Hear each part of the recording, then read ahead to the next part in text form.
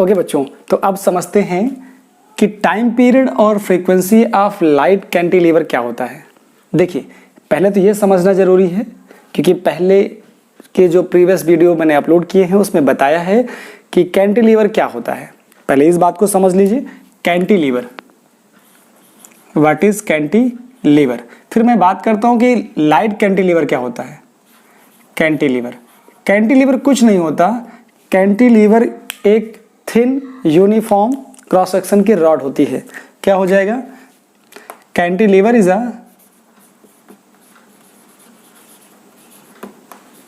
A thin uniform thin rod of uniform cross section.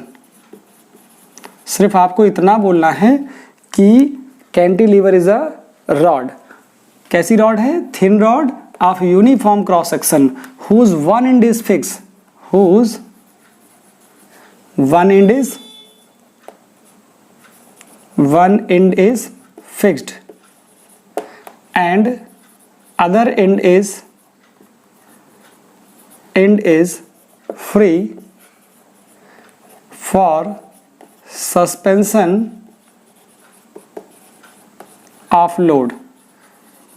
तो जो free and है उस पर हम लोड अप्लाई करते हैं, और लोड अप्लाई करने से होता क्या है, जैसे ये आपके पास फिक्स्ड एंड हो गया है, ये आपके पास फिक्स्ड एंड है, ये आपके पास फ्री एंड है। तो फ्री एंड और ये फिक्स्ड एंड, जैसे ही आपने फ्री एंड पर इस कैंटिलीवर के फ्री एंड पर आपने लोड अप्लाई किया तो ये जो कैंटिलीवर है वो थोड़ा सा डिप्रेस्ड हो गया। कितना हो गया? कैसे हो गया वो जरा देखिए। जैसे ये ऐसे हो गया, ये इतना आ गया। तो देखिए यहाँ पे मैंने डॉट डॉट बनाया है। डॉट डॉट क्या बताता है? ये बताता है न्यूट्रल सरफेस को या न्यूट्रल लेयर को या न्यूट्रल एक्सिस को, आप कोई भी नाम लीजिए। यहाँ पर ये है डॉट डॉट डॉट डॉट, ये डॉट डॉट बता रहा है कि ये आपके पास न्यूट्रल लेयर है। इस न्यूट्रल लेयर से इसमें कितना डिप्रेशन आया है? वो आया है डेल।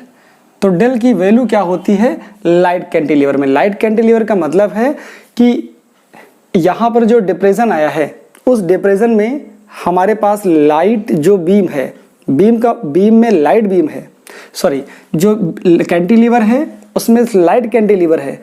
कैंटिलीवर का कुछ ना कुछ अपना वेट होता है। हम एज्यूम कर रहे हैं कि इस कैंटिलीवर का अपना कुछ वेट नहीं है, मीन्स कैसा है? लाइट कैंटिलीवर है। ठीक है, तो यहाँ पे लिखा जा सकता है कि कितना डिप्रेशन आया है। मैं यहाँ लिख रहा हूँ depression for cantilever, depression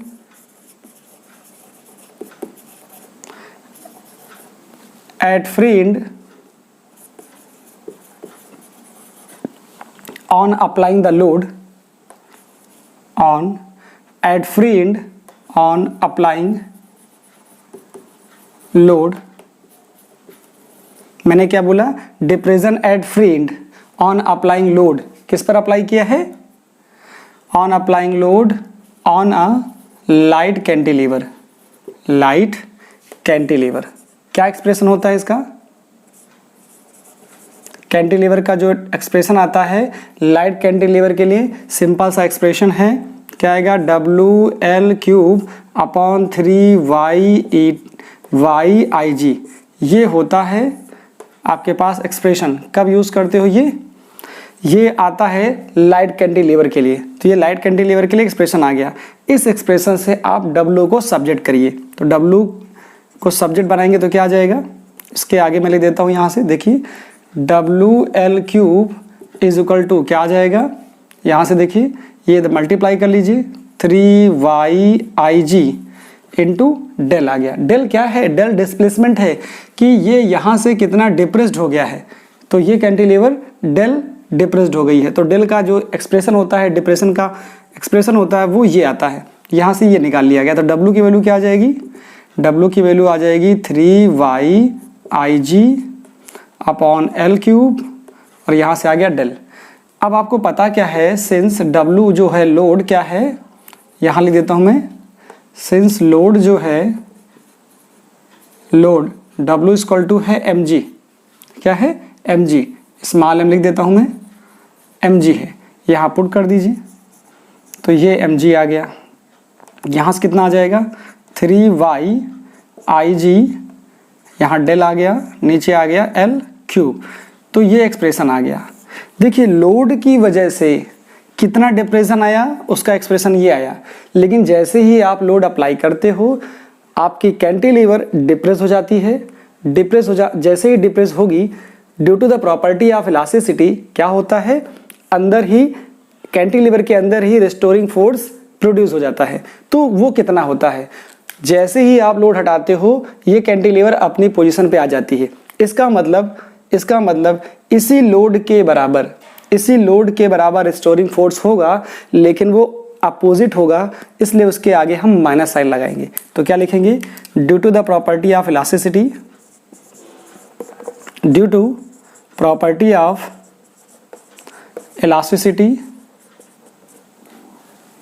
elasticity क्या मुझे निकालना है, मुझे निकालना है यहाँ पर रिस्टोरिंग फोर्स। तो रिस्टोरिंग फोर्स कितना आ जाएगा, रिस्टोरिंग फोर्स, जो रिस्टोरिंग फोर्स आएगा वो आएगा ma, कितना आएगा ma।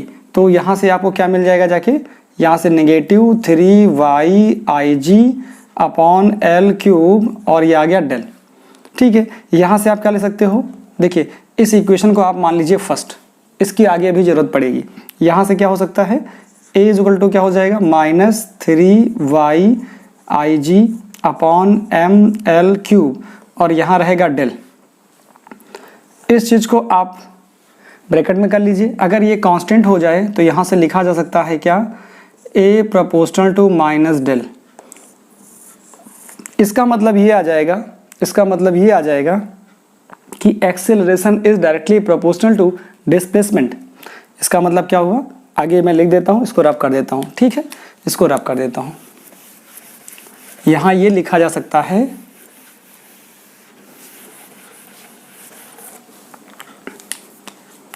That is acceleration proportional to minus times of displacement. और जो ये सिचुएशन होती है, ये कंडीशन होती है SHM की। आप क्या लिखोगे यहाँ पर, equation A directly proportional to displacement. Displacement क्या है, डेल है। इसका मतलब ये हुआ, हेंस जो ऑसिलेशंस होंगे कैंटिलीवर में, हेंस ऑसिलेशन आर वाइब्रेशन